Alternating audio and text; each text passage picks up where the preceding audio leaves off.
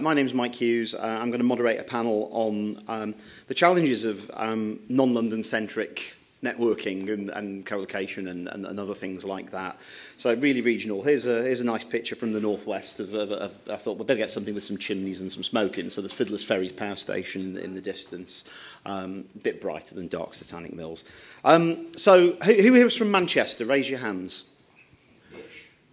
Ish. Well, I'm from Lancashire. It's really nice, actually. I'm from Blackpool. It's really nice to be in the northwest and see so many people have actually come here as well. So, of the people from Manchester or the northwest generally who are here, hands up. Keep your hands up.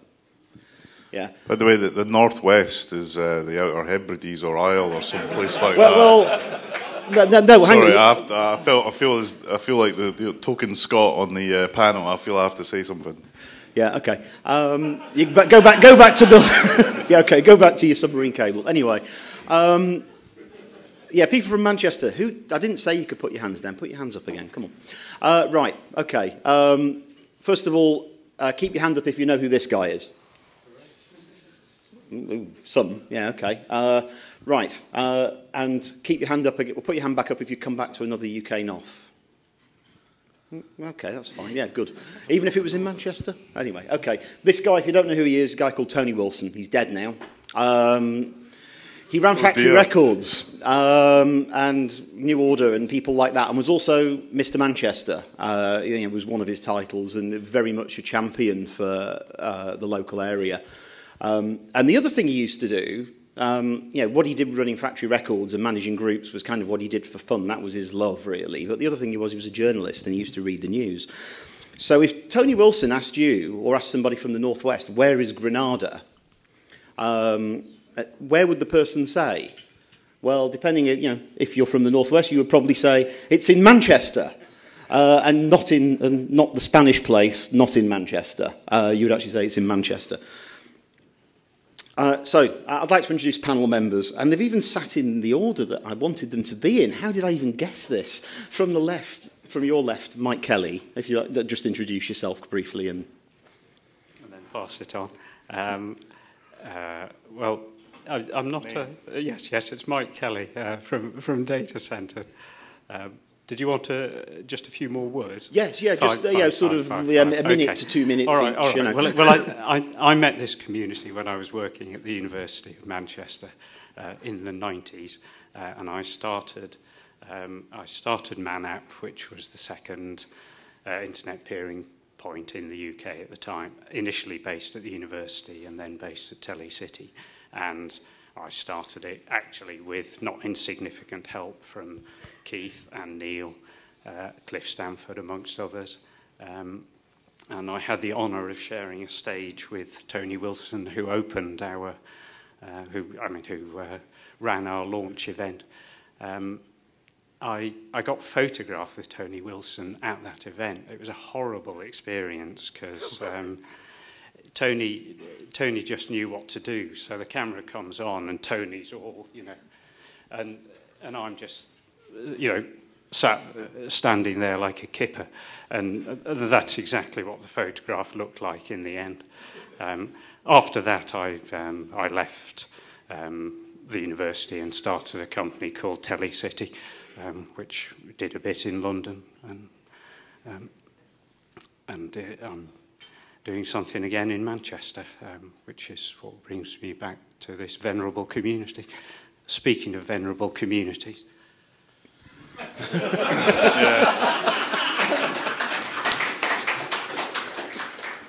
Yeah, and thanks for that, Mike. It's always a great pleasure to have lived in the shadow of a great Mancunian like yourself.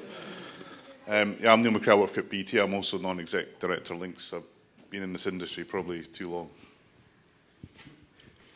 I'm Dave Reeder. I work for Zen, who I joined nearly 14 years ago now. Small team at the time.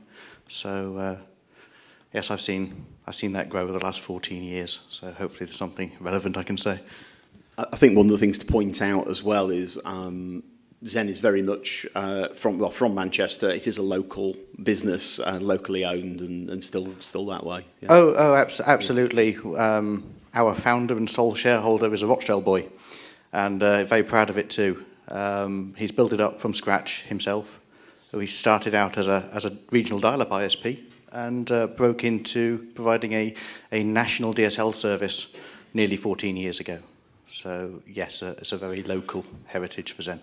So it's something that is regional that's gone national as well, so rather than the other way around. Absolutely, yes. And then this end got Peter. Hi, I'm Pete from Bytemark. I'm a relative newcomer to the internet. We founded ourselves about 12 years ago, and we're a peripatetic hosting company. We started off in London, moved up to Manchester, and have recently built and done our own data centre over in York as well. So we've got various ideas of what being regional is. Okay, great. So I think what we wanted to try and do was get some discussion going, well, not just amongst the guys here, but also with the people on the floor as well about this topic. Just a bit of scene setting, really. First of all, we're against this background of an increase in regional interconnect. IX Manchester meeting was yesterday, IX Leeds, IX Scotland, and other interested parties in other areas of the UK. Do any of you guys want to just come in with any comment about regional interconnect and what you think its role is? You want me? Or I could just ask each one of the panel members in turn and say you will answer and come up with something to say. I'll give you the option. You can. I'll make a fool of myself first. So, from Zen's perspective, when I joined the company, Zen was still operating out of a single site, taking pure IP transit from then two providers, BT and UUNet. And at the time, we were paying north of, I think, £350 per megabit for that. Great business. Yeah, it was great business for someone. So one of the first conversations that I had when joining the company was to float this idea that actually if we built a network out to Manchester, we would get access to better transit pricing, and also the MANAP was there, an opportunity to interconnect with some other operators locally. And so we did that. And the success of that is really then what drove us on to further building the network down to London.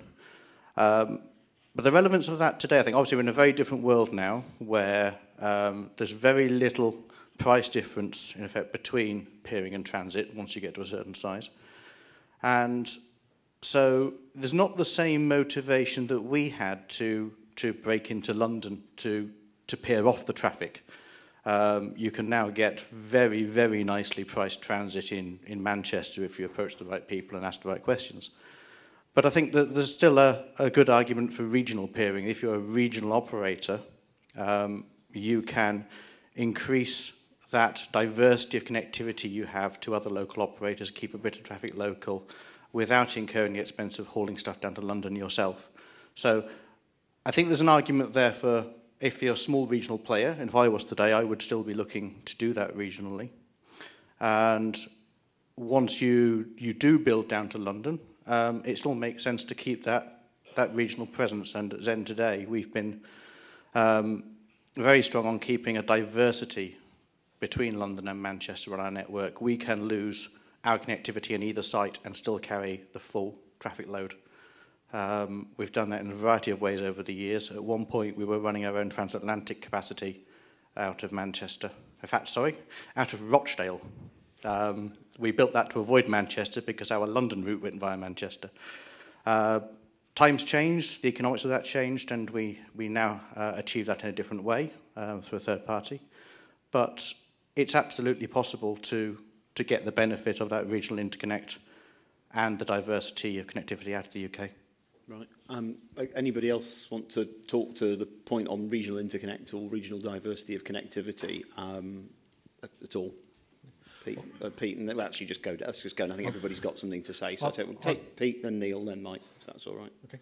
I was going to say for us, then we've got two. Manchester is, when we first looked to move up here, was sort of more regional. It was sort of an outpost, and we kept our connectivity down to London because that was the better place to get transit, and most stuff would go out of London anyway. And we've got a relatively simple design. We're a content provider.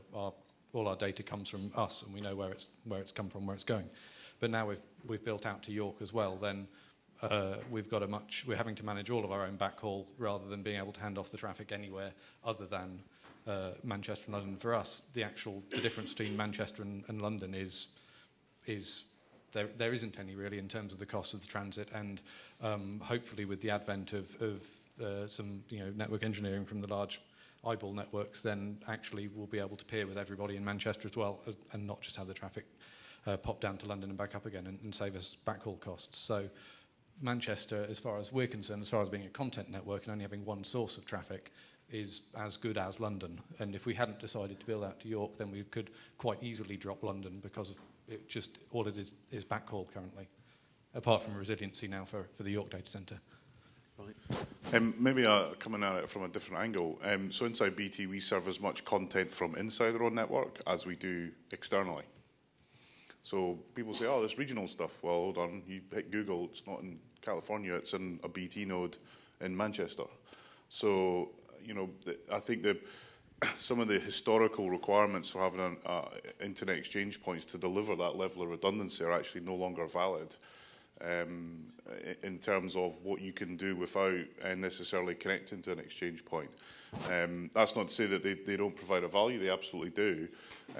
But, wherever you are, even if you're in the local region of Manchester, if you're Manchester.net and you're connected to the peering point, carrying all that content traffic, even one hop over one piece of fibre, is a cost that you probably typically want to avoid.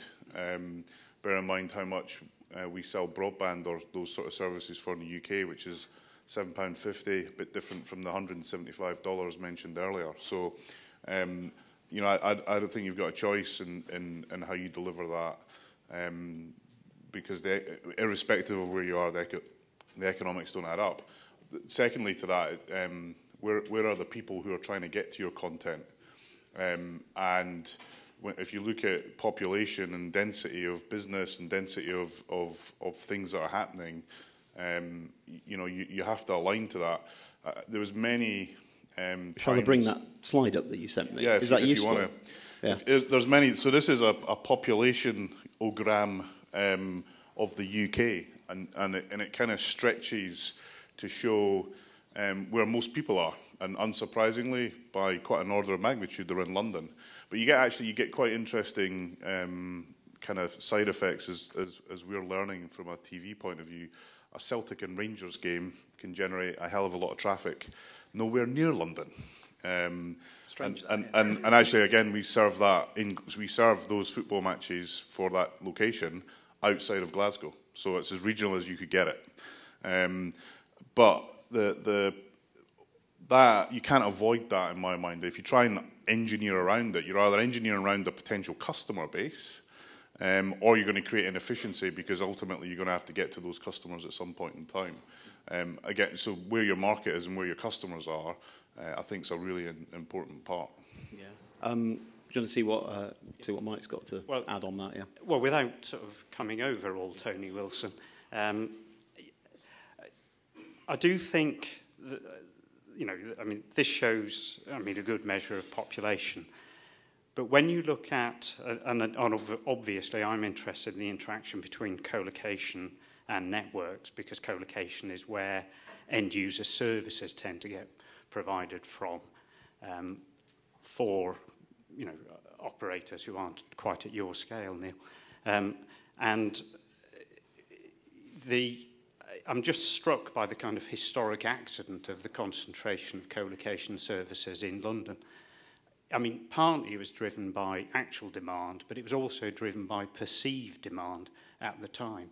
When we took Bonington House, we did it for a variety of reasons, partly because it was in proximity to Telly House, partly because Keith asked us to, and partly because there were landlords there desperate enough to let people like us sign 15 or 20-year leases at the time.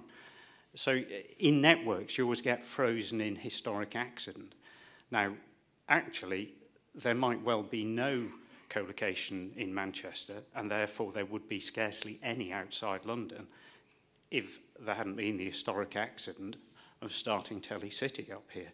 And that was largely started up here because there'd been enough Janet investment up and down Oxford Road you know, to make it a feasible, you know, overlapping point. Now, if you look at the population density, I note and completely concur that you can't engineer away from London. But I think you look at it and you think, 72, maybe that's not brilliant.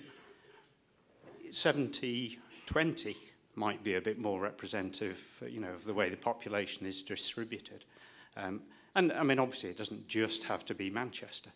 But, you know, there I am getting all Tony Wilson again.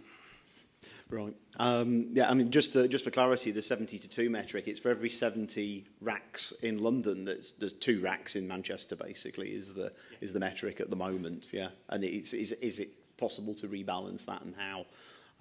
I've got that other slide you sent me, Neil. Do you want that up? So this is a network I'm somewhat familiar with. And it kind of the part I wanted to call out. So I think the other thing we shouldn't forget, and I think this is a great thing. London is the biggest data center place in the world. That the M25, and that's for a couple of reasons. One, it's easy to do business in the UK. 2, we have great engineers and great talent and great capabilities to develop and stuff. But, you know, Manchester's kind of here-ish, and London is here-ish. And you kind of see the number of, these are different links, just the number of links required to cope with the demand is an order of magnitude higher.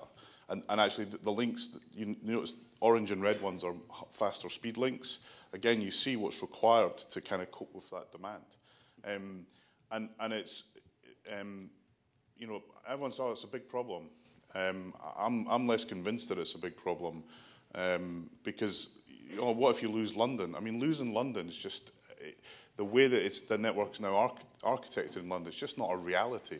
Short of, even if you had some sort of ginormous flood, you know, the Thames kind of, which actually is happening right now in London. You know, even if you lost that whole sort of region, there would be so many other kind of macro social issues. The notion of that being a single event that causes chaos for everyone else, it's just, in my mind, it's not reality. However, I mentioned earlier, yesterday I was in New York. I've been working with a company who was affected by 2 or 3 big disasters in New York, 9/11, the big kind of power cut that was in New York, some of you may remember, downtown Manhattan, and also the storms of last year in New York. And their kind of approach to disaster recovery is literally they have a bunker at the other end of the US. But for them, they can kind of load balance between it and they can make sense of it. Here in the UK, I mean, the other big population centre is Birmingham, and there isn't a colo anywhere in Birmingham, I think 1 location. Yeah. And you kind of think, well, why is that? And again, it's around what's actually available. You know, how many Brummie ISPs are there? Not that many. Yeah.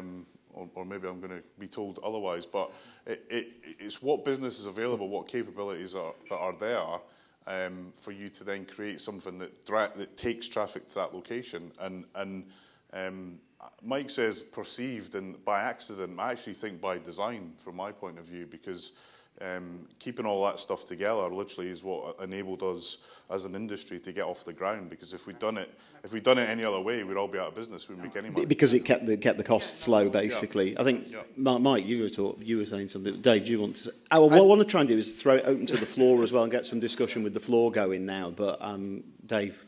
I'll try and be quick. It's whether I can remember everything that Neil's just mentioned that I thought, ooh. Because I think, you know, I think one of the things we're talking about here, including on the 72, a large part of what we're talking about is the sort of colo, when anyone can just sort of take a rack and fill it. There's a lot of private data centres up and down the country. I know of several operators who've got fairly sizable data centres in Birmingham. So there is infrastructure there, but it's not necessarily open and available to all in the same way that you see with Telecity and Telehouse. Yeah. So it's comparing apples and oranges. Well, quick ask of the crowd. Who's actually got infrastructure in Birmingham? Raise your hands. Oh, quite a few. Yeah, like your own data centres? Yeah, we've got a data centre in Birmingham. Yeah, okay. Yeah, and the other thing I would observe is that absolutely for Neil's organisation, it's a very different environment to the one that a lot of us will be familiar with. Neil's got a lot of network that doesn't all flow through a single building in Docklands, and is much better able to route around any problems that appear there, whilst you're not going to lose the whole of London. Whereas a lot of the people, particularly the smaller organisations who are taking a couple of racks of colo in Telehouse, actually losing their entire London network is a very real possibility. The population thing, I'd observe as well, if you had a major problem in London, and this actually speaks to something that we have experienced with BT Wholesale, sorry to say. It's okay, the check's in the post. The density of broadband handover, because most of the small ISPs take their interconnects with BT Wholesale in London, most of the broadband backhaul is through London. And the scaling of that platform we've seen at times, had some little problems, and it's a bit more prone to failure than, say, the one in Manchester. And so there's a related thing there. If for these smaller providers, a problem in London, it does also mean you lose access to that population. So your amount of traffic you've got to have diversity for goes down. So it's not necessarily about providing the same capacity in Manchester as you would in London, for example. But there is a story about being able to retain service for the customers you have outside that region when there is a fault in that region. So it's proportionate diversity, yes, is what you're talking about. And the other thing is, going back to scaling, is it now time to be more regional because it actually helps us with network architecture in terms of slicing and dicing traffic and managing traffic and infrastructure? Yeah. I would like to see if there's any comments or questions or input for... Yeah, there's already hands flying up. Brilliant. We've kidnapped microphones. There's only one here, so you're going to have to take it in turn. I'm going to go Charlie first. Okay. 8 minutes, Mike. Charlie first, and then Dave Friedman was waving his hand like crazy. What and who surprise. else was waving his hand? Or her hand? Charlie from Fluency. I just wanted to sort of continue on from your point there about the access side of the network. The content's one thing, being in a data center, sitting somewhere reasonably close. And I think we're close enough to the point where guys like Google and Akamai and all these sorts of people are interested in being closer to the source. I think the bigger problem that we have is in the access network, and probably a good thing that Neil's not sitting in front of me, so I don't see what he says. But the BT network and the likes thereof, the TalkTalks, the Virgins, these guys aren't geared up yet for proper local handoff. And this is something that, being in Scotland... Well, peer with us at IX Scotland. We can do... Openreach can hand over in at least 2,000 locations. I'm not talking about, Openreach handover. I'm talking about... In broadband. wholesale, we can hand over in 20 locations from Glasgow to London and all in between. And nobody... The big issue we have from a BT point of view, nobody wants to take access. But by all means, it would... So, place an order, you get it in Edinburgh, Glasgow, or Inverness, I think, as well. So the risk of starting an argument between me and Neil, absolutely, BT are one of the best for providing that diversity of access to their broadband end-user platforms. Absolutely. Let Dave go for a minute. But it's expensive. Yeah, point. I was going to say that. It's actually cheaper to build your own than to use theirs. It is, yeah. I actually had a few points. The first point, I'd been storing these up as people were talking. The first point I had was about are you present in a location? I can remember many conversations over the last 10 years, having built out a network that had been designed to do TDM backhaul back to big metro areas, when someone said, we're starting a peering community in Leeds. Are you in Leeds? And in my mind, there's a 7200 with only one port there. Oh, no, pretend you're not there. No, better not to say that. And then there's the other point I guess I wanted to make was about the fact that the average end user actually has access to multiple topologies from the comfort of their very home.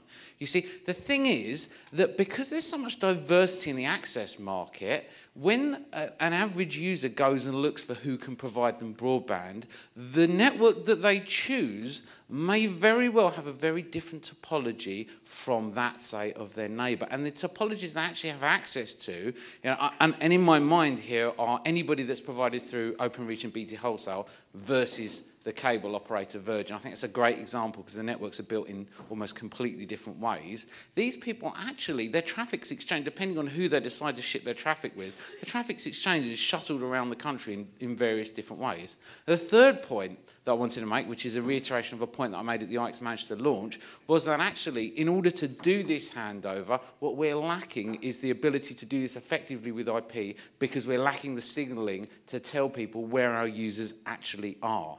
And at the moment, you can't really do that without deaggregation, and that's nasty. Because we didn't come up with a scheme to signal where our end users are, and we didn't agree between each other how we would do that handover, traffic moving back towards the access, it's really difficult because you know everything flows usually towards an aggregate or where you want to hand over the traffic the cheapest. Those are all the points I wanted to make. Thanks. Thanks, Dave. That was actually useful. We've got... Yes. As though things that Dave say isn't useful. Everything David's ever told me has been useful, mostly. Yeah. I'll go from one David to another David. Go on. David Farrell from Taphouse. My accent betrays me, but I'm actually based in Belfast, and we are a content provider mainly. We also operate a small eyeball network, and Northern Ireland in particular, it's non-trivial to pick up traffic locally. You know, the fact there's no data centres and stuff aside, unless Neil can correct me, there's no wholesale aggregation point there. So if you wanted to pick up the wholesale traffic, that's difficult. So what we end up doing is doing everything in London.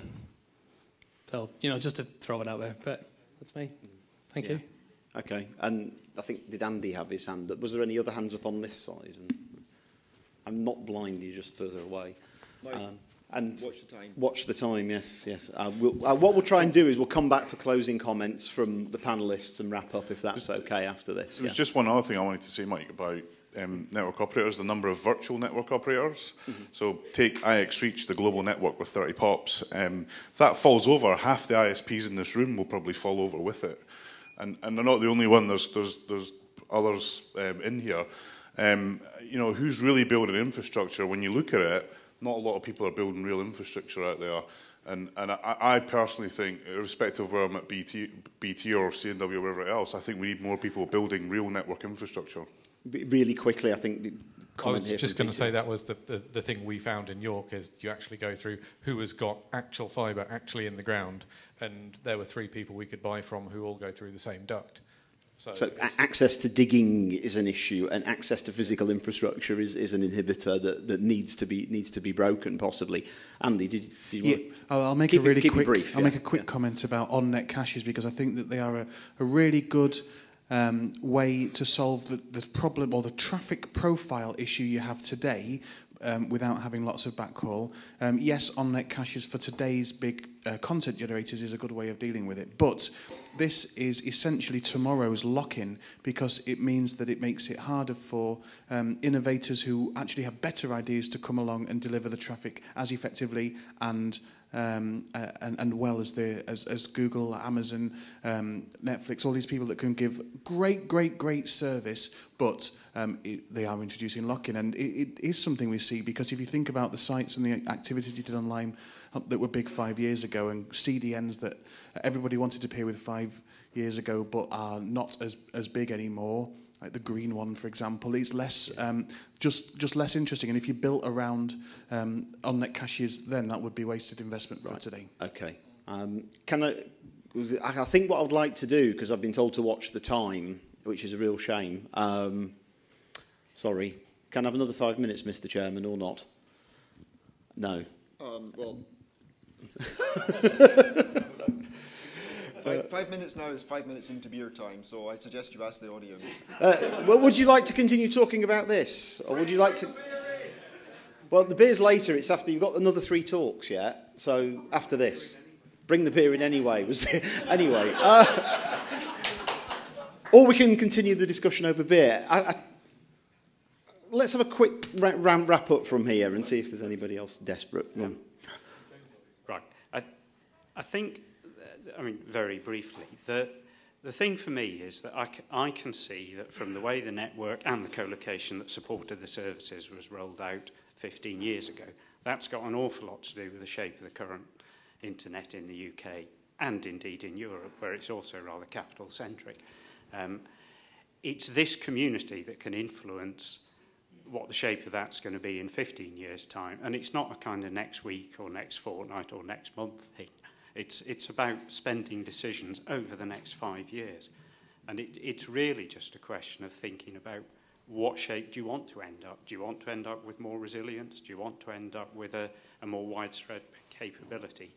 On the broad assumption that these things correlate to some extent with diversity and dispersion, and allow some services to be provided regionally and locally, which otherwise wouldn't be able to be provided. It's not it's not prognostication.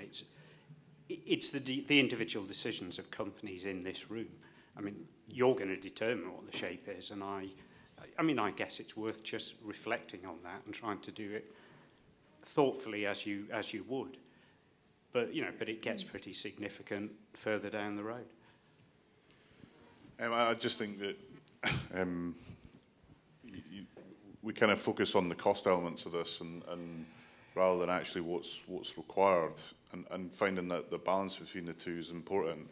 I think Dave made a really good point. And I've been in the scenario where your network in London is one rack, and if it goes, you're in trouble.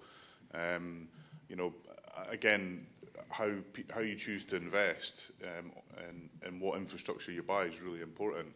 And even you'll get someone, our fibre is completely diverse, right? And then the fibre company splices them, moves them. You got to audit it. There was a big fire in Mumbai a couple of years ago, where what was allegedly diverse definitely was not, and it caught out a lot of people out there. And